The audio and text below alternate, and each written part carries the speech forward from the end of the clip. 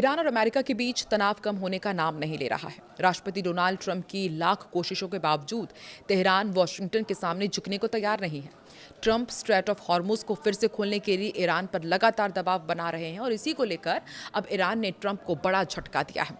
Iran की तरफ से ये कहा जा रहा है कि साल 2029 यानी कि जब तक अमेरिकी राष्ट्रपति डोनाल्ड ट्रंप का कार्यकाल समाप्त नहीं होता तब तक वो हॉर्मुज नहीं खोलेंगे। तो क्या अब ये ईरान की सीधी चुनौती अमेरिका के लिए एक धमकी साबित होगी और इसको लेकर के अमेरिका किस तरह से रिटेलिएट करेगा, समझते हैं इस वीडियो में। नमस्कार, मैं हूं आकांक्षा और आप देख रहे हैं न्यूज़ 18 का डिजिटल प्लेटफॉर्म। देखिए, ईरान ने सोमवार को ट्रंप प्रशासन के साथ किसी भी भविष्य की बातचीत से इनकार कर दिया है।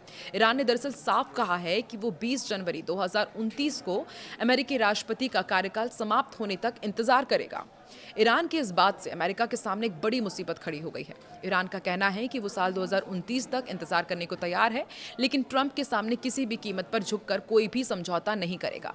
ईरानी मीडिया और संसद अध्यक्ष मोहम्मद बाकिर गालिबाफ के सलाहकार माजिद शेकरी की ओर से किए गए एक बयान के मुताबिक तेहरान अब ट्रंप का कार्यकाल खत्म होने तक अपनी मौजूदा रणनीति जारी रखेगा। ट्रंप का मौजूदा कार्यकाल 20 जनवरी साल 2029 को खत्म होगा। इसके साथ ही ईरान ने अपनी 3 पुरानी शर्तें भी दोहराई, जिससे ट्रंप प्रशासन की मुश्किलें बढ़ गई है। ईरानी संसद अध्यक्ष गालिबाफ के वरिष्ठ सलाहकार ने सोशल मीडिया पर एक पोस्ट किया, तेहरान का रुख साफ किया। उन्होंने कहा कि ट्रंप हमारे साथ किसी भी तरह के समझौते तक नहीं पहुंच पाएंगे, क्योंकि हम 20 जनवरी 2029 तक इंतजार करेंगे और हम उनका कार्यकाल खत्म होने तक इसी तरह बने रहेंगे। उन्होंने ये भी कहा कि ईरान का रास्ता ना तो सीधी जंग है और ना ही तत्काल समझौता, बल्कि ऐसी स्थिति बनाए रखना है जिसमें युद्ध भी ना हो और शांति भी पूरी तरह स्थापित ना हो। उन्होंने कहा कि इस माहौल में अमेरिका के साथ किसी भी तरह की बातचीत की सार्वजनिक रूप से पुष्टि करना सरासर बेवकूफ़ी होगी। उन्होंने कहा कि अभी हमारे लिए सबसे बेहतरीन और जीतने वाली रणनीति यही है कि हम इनकार करें, अनिश्चितता बनाए रखें और रणनीतिक धैर्य दिखाएं। ईरान ने अमेरिका के साथ बातचीत दोबारा शुरू करने के लिए अपनी कुछ प्रमुख शर्तें भी रखी हैं। इनमें करीब 300 अरब डॉलर के मुआवजे की मांग है, जब्त की गई संपत्तियों की रिहाई है और अमेरिकी सेनाओं की वापसी शामिल है। तेहरान का कहना है कि जब तक अमेरिका इन मांगों को स्वीकार नहीं करेगा तब तक बातचीत आगे बढ़ाना संभव ही नहीं है। ईरान ने युद्ध के दौरान हुए नुकसान और कथित समझौते के उल्लंघन के लिए भी मुआवजे की मांग की है। तेहरान ने हॉर्मुज को फिर से खोलने की अपनी मांगों की स्वीकृति से जोड़ा है। ईरान के विदेश मंत्री अब्बास अराक्ची ने भी एक दिन पहले कहा था कि फिलहाल अमेरिका और ईरान के बीच कोई सीधी बातचीत नहीं चल रही है।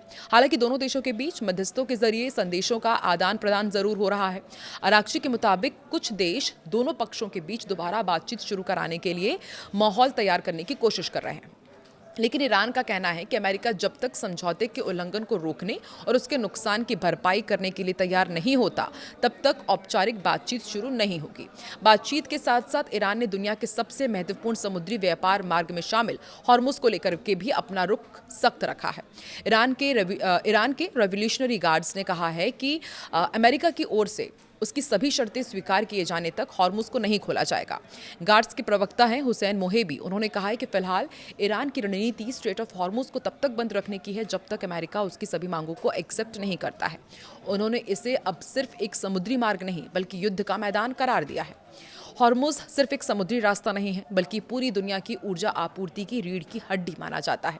दुनिया भर में इस्तेमाल होने वाले कुल कच्चे तेल का करीब 5वां हिस्सा इसी समुद्री मार्ग से होकर गुजरता है। सऊदी अरब, इराक, यूएई, कुवैत और कतर जैसे जो बड़े तेल और गैस उत्पादक देश हैं, वो इसी रास्ते के जरिए अपने टैंकर्स को एशिया, यूरोप और अमेरिका भेजते हैं। अमेरिका और ईरान के बीच महीनों से चल रही जंग अब एक नए मोड़ पर पहुंचती दिख रही है।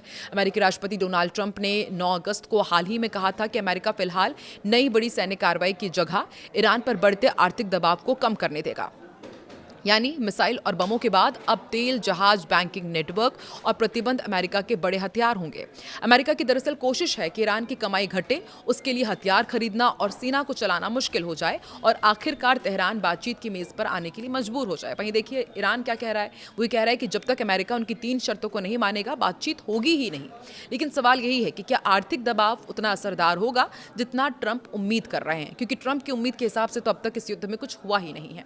अमेरिका ने रणनीति क्यों बदली है ये भी अब समझना बहुत ज्यादा जरूरी हो जाता है। देखिए, ईरान के खिलाफ लंबे सैन्य अभियान के बावजूद युद्ध खत्म नहीं हुआ।